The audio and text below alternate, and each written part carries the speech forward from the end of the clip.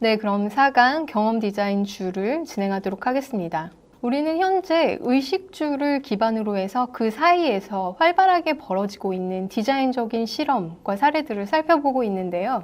그러한 각각의 사례들을 통해서 우리가 향후에 기존에 없었던 새로운 영역, 그 사이에서 창직되고 있는 영역을 유추해 볼 수 있습니다.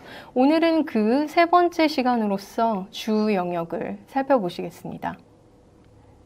먼저 이 주 영역에서 굉장히 우리의 앞으로의 주변 환경에서 굉장히 어쩌면 일반화될 수 있는 3D 프린팅 기술을 이용한 3D 프린트 커널하우스라는 프로젝트입니다. 네덜란드의 두스 아키텍스가 진행을 한 이 프로젝트는 미래에 우리가 3D 프린팅 기술을 건축에 접목시키게 됨으로써 바뀌게 되는 프로세스에 대해 함께 생각해보는 싱크탱크 형태의 전시였습니다. 지금 보이시는 이미지처럼 거대한 3D 프린팅을 통해서 건축물의 요소들이 프린팅됩니다. 사용자가 직접 입력한 디자인 값을 통해서 모듈이 만들어지고 이 조립을 통해서 최종적으로 건축물이 만들어지는 것이죠. 미래적인 건축 기술을 선보이는 데 있어서 그들은 보여주는 방법에 있어서 네덜란드의 가장 오래된 전통 가옥인 수상 가옥을 이용했다는 점도 굉장히 흥미로운 부분입니다. 디지털적인 부분과 아날로그적인 부분을 같이 융합한 프로젝트인 거죠.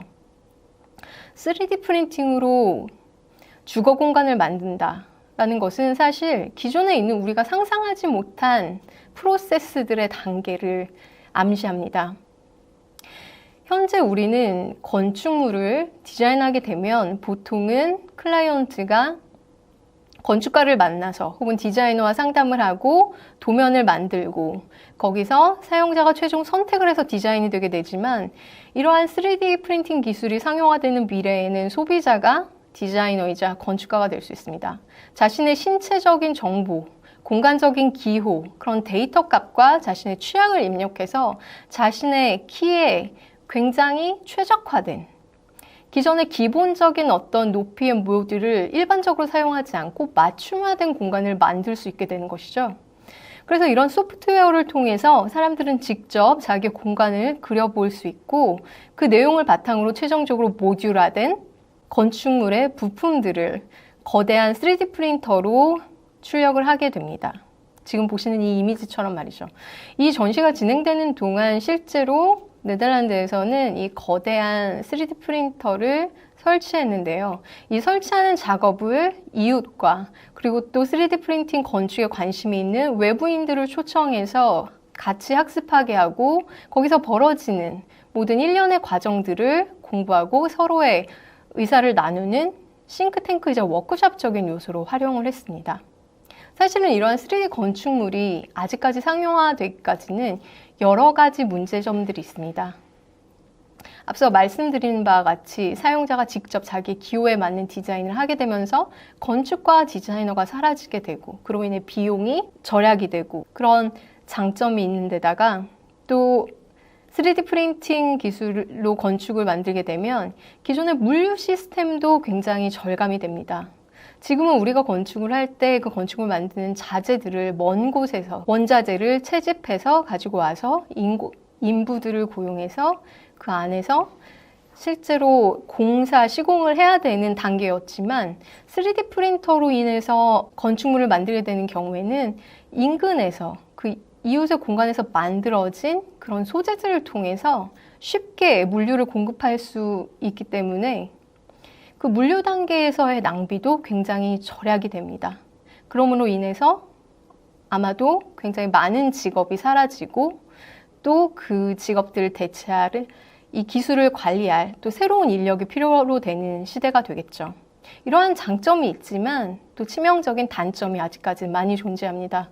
왜냐하면 우리가 주거 공간을 살기 위해서 쾌적함을 유지하기 위해서 꼭 가져야 될 요소들 방온, 방습, 그리고 통풍 등의 요소들을 사실 이렇게 3D 프린터로 만들어낸 모듈은 모두 소화해주고 있지 않습니다. 때문에 이러한 소재 개발을 지속적으로 발전시키고 또 다양한 배합과 다양한 기술을 접목시켜서 기존에 있는 3D 건축물의 가능성들을 더 확장시킬 수 있는 연구가 필요로 되고 있습니다. 이 프로젝트는 우리에게 그러한 하나의 싱크탱크로서 미래의 3D 건축물이 가져오게 될 우리의 삶의 구체적인 모습들을 보여주는 학습 역할을 합니다. 또 다른 주 영역에서 새로운 컨셉, 새로운 생각을 보여주는 디자이너로서 단 로제가르드라는 네덜란드 디자이너를 들 수 있습니다. 그는 그의 디자인 세계관을 테크노 포에트리, 기술로 시를 쓴다 라고 얘기를 하고 있습니다. 사실 기존에는 없는 굉장히 독특한 개념이죠. 그의 프로젝트를 보면 조금 그의 말의 의미가 와닿으실 것 같습니다. 사실 디자인을 전공한 그는 어느 날 고속도로를 지나다가 문득 깨닫게 됩니다. 우리가 살고 있는 모든 환경 속에 있는 요소들 중에서 도로라는 이 공간은 정말 장시간 동안 개선이 되지 않았구나. 우리가 지금 발달된 4차 산업시대의 동력인 주요 기술들을 통해서 새로운 어떤 가능성을 보여줄 수는 없을까?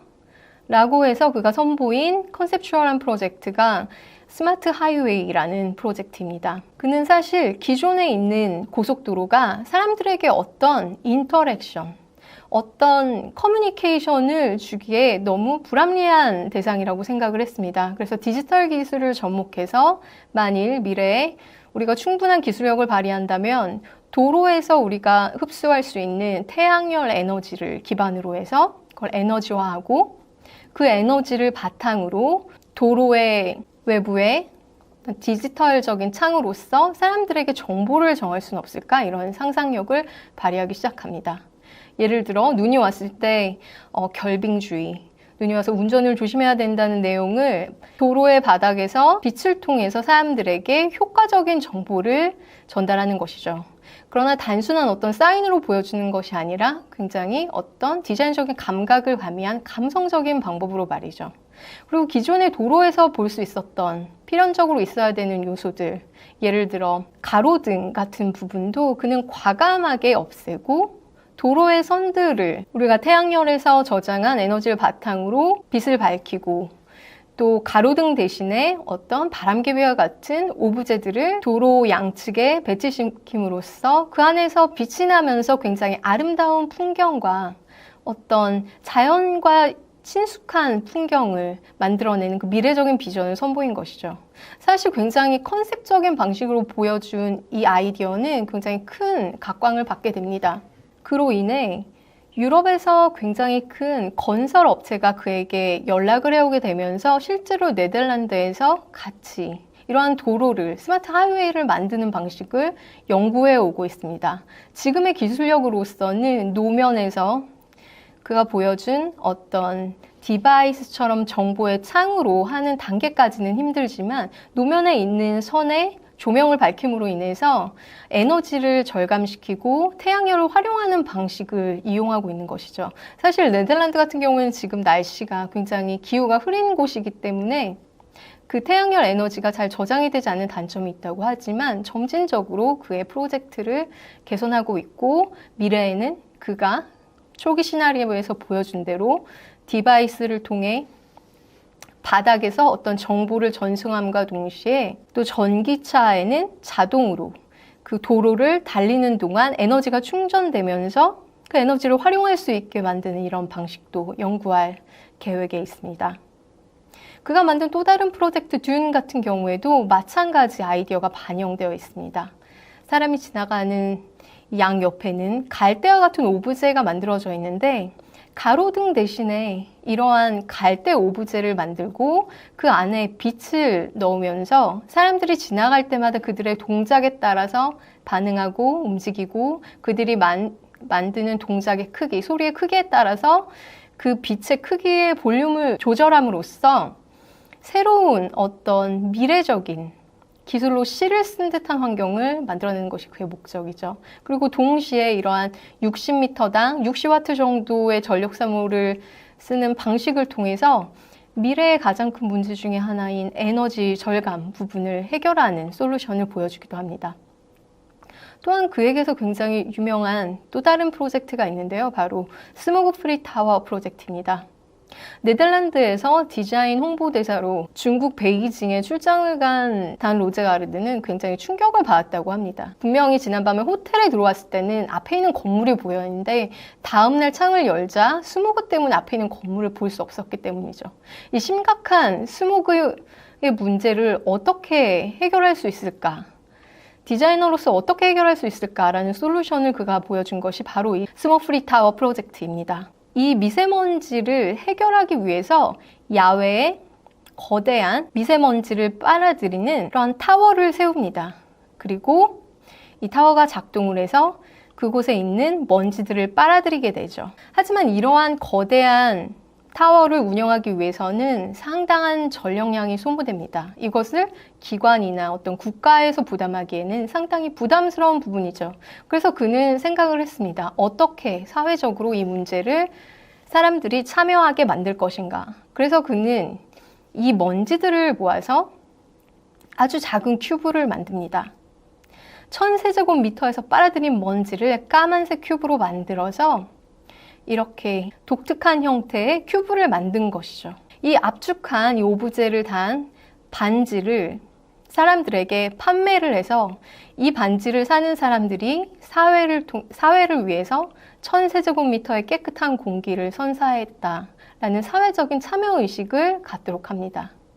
그래서 사회적으로 이러한 문제 해결을 정부와 기관이 아니라 민간들이 자발적으로 할 수 있는 그런 시스템을 보여준 프로젝트였죠. 자, 이러한 굉장히 새로운 아이디어를 통해서 우리의 환경 영역에서 기존에 우리가 디자인하지 않았던, 기존에 우리가 디자인해서 간과했던 도로 혹은 스모그 등의 사회 문제를 해결하는 방식의 디자인이 활성화되는 한편 지구를 넘어서 새로운 디자인에 도전하고 있는 중이기도 합니다.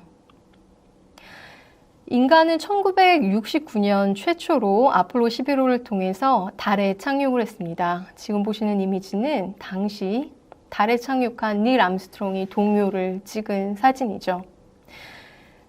이제 2020년에 들어서서 우리는 더 많은 기술과 가능성을 갖추게 되었습니다. 이제는 단순히 달을 착륙해서 하는데 머무르지 않고 실제로 달에서 건축을 해서 인류가 거주할 수 있을까의 구체적인 디자인을 그리는 시대로 변모하고 있습니다. 유럽 우주국 ESA에서는 건축 스튜디오 포스터 앤 파트너스와 함께 달에 있는 표토를 이용하여 3D 프린팅을 이용해서 직접 그 현장에서 건축물을 만드는 프로젝트에 도전을 하고 있습니다.